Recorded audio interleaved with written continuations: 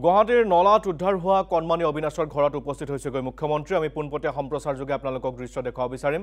3 দিনৰ মূৰত উদ্ধাৰ হৈছিল 8 বছৰীয়া কণমানিটোৰ নিথৰ দেহ আৰু উদ্ধাৰ অভিযানৰ বুজ লৈছিল মুখ্যমন্ত্ৰীয়ে। তেতিয়া শিশুটিৰ পিতৃ-মাতৃক সান্তনা দি ঘৰলৈ যাম বুলি প্ৰতিশ্ৰুতি দিছিল মুখ্যমন্ত্ৰীয়ে আৰু বৰ্তমান মুখ্যমন্ত্ৰী গৈছে তেওঁৰ বাসগৃহলৈ আৰু পৰিয়ালটোক সমবেদনা জ্ঞাপন কৰিবলৈ মুখ্যমন্ত্ৰী উপস্থিত হৈছেগৈ। আৰু ইতিমধ্যে আমি আপোনালোকক জনাইছো সবিশেষ আৰু পোনপটীয়া সম্প্ৰচাৰযোগে আমি সবিশেষ আপোনালোকক দেখুৱাব বিচাৰিছো। আমাৰ জ্যেষ্ঠ সাংবাদিক বিকাশ শৰ্মা তাত উপস্থিত আছে, তেওঁ আমাক সবিশেষ জনাব আৰু লগতে আমি আপোনালোকক জনাইছো যে বৰ্তমান মুহূৰ্তৰ এই পৰিৱেশ আপোনালোকে দেখা পাইছে। মুখ্যমন্ত্ৰী উপস্থিত হৈছেগৈ গুৱাহাটীৰ যিহেতু এক বৰষুণমুখৰ নিশা নিখোজ হৈছিল এটি শিশু, এটা নলাত পৰিছিল আৰু 3 দিনৰ পিছত এই কণমানি শিশুটি অবিনাশৰ মৃতদেহ উদ্ধাৰ হৈছিল আৰু অবিনাশৰ বাসগৃহত বৰ্তমান উপস্থিত হৈছেগৈ মুখ্যমন্ত্ৰী।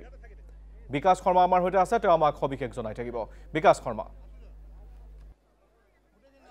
মঞ্জিত ইতিমধ্যে মুখ্যমন্ত্ৰী ডক্টৰ হিমন্ত বিশ্ব শৰ্মা অবিনাশ চৰকাৰ বাসগৃহত আহি উপস্থিত হৈছে। এই মুহূৰ্তত আমি দেখুৱাইছোঁ যিহেতু মাতৃ কিছু পৰিমাণে অসুস্থ হৈছে, মাতৃৰ স্বাস্থ্যৰ বা মনৰ খবৰ ল'বলৈ ইতিমধ্যে মুখ্যমন্ত্ৰীগৰাকীয়ে আহি ভিতৰত প্ৰৱেশ কৰিছে। মই এবাৰ সামগ্ৰিকভাৱে পৰিৱেশ দেখুৱাবলৈ চেষ্টা কৰিছোঁ। কেমেৰা পাৰ্চন দেৱজিৎ ভট্টই দেখুৱাব। ইয়াত দেখিবলৈ পাইছে ভৱানীপুৰ অঞ্চলৰ যথেষ্ট সংখ্যক লোক ইতিমধ্যে আহি ইয়াত উপস্থিত হৈছে আৰু মুখ্যমন্ত্ৰীগৰাকীক তেওঁলোকে এবাৰ সাক্ষাৎ কৰাৰ উদ্দেশ্যেৰে আহি উপস্থিত হৈছে। কিছু সময় পিছতে মুখ্যমন্ত্ৰীগৰাকীয়ে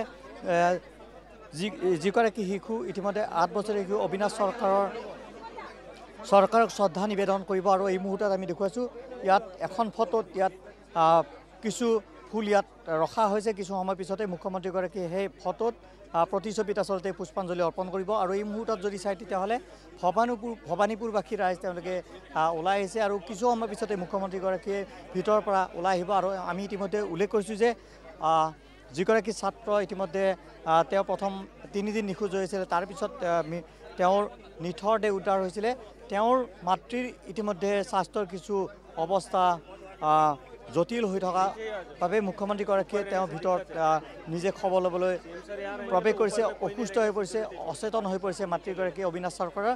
আৰু এই মুহূৰ্তত যদি চাই তেতিয়াহ'লে মুখ্যমন্ত্ৰীগৰাকী অবিনাশ চৰকাৰৰ বাসগৃহত আহি উপস্থিত হৈছে। কিছু সময় অপেক্ষা কৰিব লাগিব, তাৰপিছতে মুখ্যমন্ত্ৰীগৰাকীয়ে যি এটা অবাঞ্ছিত পৰিস্থিতিৰ সৃষ্টি হৈছিলে, এটা অবাঞ্ছিত ঘটনাৰ সাক্ষী হৈছিলে, সেই ছাত্ৰগৰাকীৰ আচলতে যি প্ৰতিচ্ছবি সেই প্ৰতিচ্ছবিত মাল্য অৰ্পণ কৰিব। আমি সামগ্ৰিকভাৱে ইয়াৰ পৰিৱেশ দেখুৱাবলৈ চেষ্টা কৰিছোঁ। কিছু সময় অপেক্ষা কৰিব লাগিব, তাৰপিছতে মুখ্যমন্ত্ৰীগৰাকীয়ে আচলতে যি প্ৰতিচ্ছবি সেই প্ৰতিচ্ছবিত মাল্য অৰ্পণ কৰিব। আৰু ইতিমধ্যে ইয়াত অঞ্চলবাসী ৰাইজে এই যি অবাঞ্ছিত ঘটনা সেই ঘটনা তেওঁলোকে শোক প্ৰকাশ কৰিছে, দুখ প্ৰকাশ কৰিছে, কাৰণ কোনেও এনেকুৱা ধৰণৰ মৃত্যু কামনা নকৰে। যিহেতু বৃহস্পতিবাৰে নিশা মুখলধাৰ বৰষুণ হৈছিলে এজাক, সেই মুখলধাৰ বৰষুণতে পিতৃৰ সৈতে নিজৰ ঘৰলৈ আহি থকা অৱস্থাতে নলাত উটি গৈছিলে কণমানি অবিনাশ চৰকাৰ। আৰু এই মুহূৰ্তত যদি চাই তেতিয়াহ'লে অবিনাশ চৰকাৰৰ যিহেতু যোৱাকালি শেষ কৃত্য সম্পন্ন কৰা হৈছিলে, শেষ কৃত্য সম্পন্ন কৰাৰ পিছত আজি মুখ্যমন্ত্ৰীগৰাকী নিজে তেওঁ আহি উপস্থিত হৈছে। তেওঁ কথা দিছিলে যে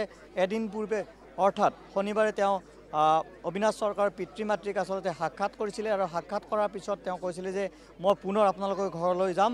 আৰু সেই কথা অনুসৰি আজি মুখ্যমন্ত্ৰীগৰাকী ইতিমধ্যে তেওঁৰ বাসগৃহত আহি উপস্থিত হৈছে। আৰু এই মুহূৰ্তত আমি দেখুৱাইছোঁ যথেষ্ট সংখ্যক যি স্থানীয় লোক তেওঁলোকে আহি উপস্থিত হৈছে আৰু তেওঁলোকে মুখ্যমন্ত্ৰীগৰাকীৰ ওচৰত হয়তো কিছু আবেদন বা কিছু দাবী হয়তো উত্থাপন কৰিব পাৰে যে উন্মুক্ত নলা বা মহানগৰীৰ যিসমূহ জ্বলন্ত সমস্যা আছে, কৃত্ৰিম বান হ'লে এক অবাঞ্ছিত পৰিস্থিতিৰ সৃষ্টি হয়, এক ভয়ংকৰ পৰিৱেশৰ সৃষ্টি হয়। এই সমস্যা আচলতে কিদৰে সমাধান কৰিব পাৰি সেই সন্দৰ্ভতো মুখ্যমন্ত্ৰীগৰাকীক তেওঁলোকে সাক্ষাৎ কৰাৰ এটা পূৰ্ণ সম্ভাৱনা আছে। আৰু এই মুহূৰ্তত আমি দেখুৱাইছোঁ অবিনাশ চৰকাৰৰ বাসগৃহত আচলতে লোকে লোকাৰণ্য হৈ পৰিছে, যথেষ্ট সংখ্যক লোক তেওঁলোকে আহি উপস্থিত হৈছে। যিহেতু মুখ্যমন্ত্ৰীগৰাকীয়ে শনিবাৰে এটা কথা কৈছিলে যে আপোনালোকৰ পুত্ৰক যেতিয়া নিখোজ হৈছিলে নাপালেও মই আপোনালোকৰ বাসগৃহত যাম, কিন্তু দেখা গৈছিলে যে যোৱাকালি দিনটোত তেওঁলোকৰ নিখোজ হৈ থকা সন্তানটোক উদ্ধাৰ কৰিবলৈ সক্ষম হৈছিলে যদিও মুখ্যমন্ত্ৰী কথা দিয়া অনুসৰি আজি তেওঁ আহি ইয়াত উপস্থিত হৈছে। এই মুহূৰ্তত আমি দেখুৱাইছোঁ কিছু সময় পিছতে আচলতে মুখ্যমন্ত্ৰীগৰাকীয়ে অবিনাশ চৰকাৰৰ যি প্ৰতিচ্ছবি সেই প্ৰতিচ্ছবিত মাল্যাৰ্পণ কৰিব, পুষ্পাঞ্জলি অৰ্পণ কৰিব।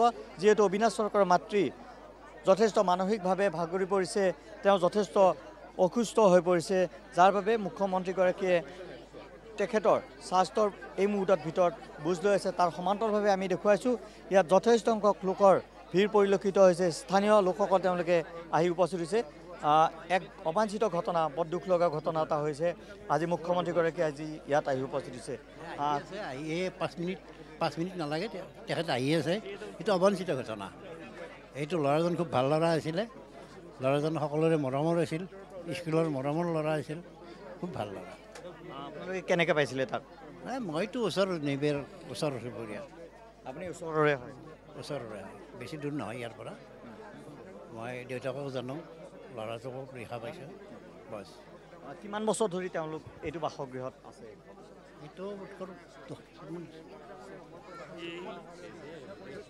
10 বছৰমান আছে নেকি এইটো মই ভালকৈ সেইটো ক'ব নোৱাৰিম আমি দেখুৱাইছোঁ কিছু সময়ৰ পিছতে মুখ্যমন্ত্ৰীগৰাকী ভিতৰৰ পৰা ওলাই আহিব আৰু এই মুহূৰ্তত যদি চাই তেতিয়াহ'লে সকলো সাজু হৈছে যিহেতু এক অবাঞ্ছিত ঘটনাৰ সন্মুখীন হৈছিলে কি ক'ব আজি মুখ্যমন্ত্ৰীগৰাকীয়ে কথা দি ৰাখিলে আজি বাসগৃহত আহি উপস্থিত হৈছে আমি সকলোৱে জানো অতি দুৰ্ভাগ্যজনক ঘটনা মাননীয় মুখ্যমন্ত্ৰী ডাঙৰীয়াই যিদৰে কথা দিছিলে পৰিয়ালটিক আজি এই দুখৰ দিনত সমবেদনা জ্ঞাপন কৰিবলৈ আজি মাননীয় মুখ্যমন্ত্ৰী ডাঙৰীয়া আমাৰ এই ঠাইলৈকে আহিছে পৰিয়ালটোৰ লগত এই মুহূৰ্তত আমি দেখুৱাইছোঁ মুখ্যমন্ত্ৰী ডক্টৰ হিমন্ত বিশ্ব শৰ্মাই পিতৃ মাতৃক সাক্ষাৎ কৰি ভিতৰৰ পৰা তেওঁ আহি উপস্থিত হৈছে এই মুহূৰ্তত আমি দেখিছোঁ আৰক্ষী আয়ুক্ত দিগন্ত বৰা প্ৰমুখ্যে ইয়াত শীৰ্ষ আৰক্ষী বিষয়াসকলৰ উপৰিও ইয়াত স্থানীয় যিসকল লোক আছে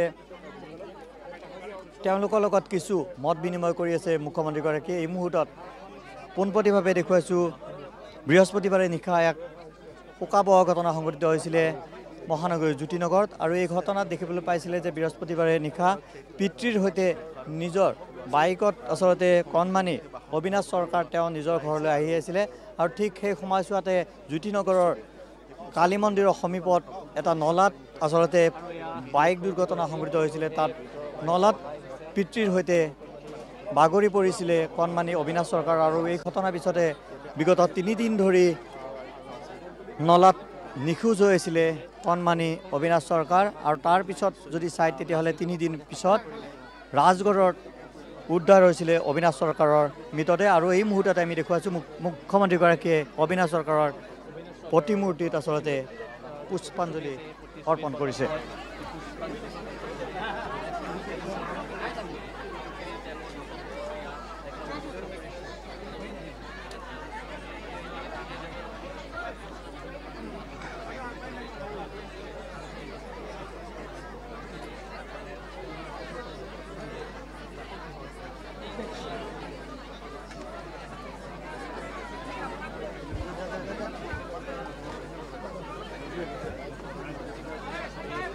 মই যত্ন কৰিছোঁ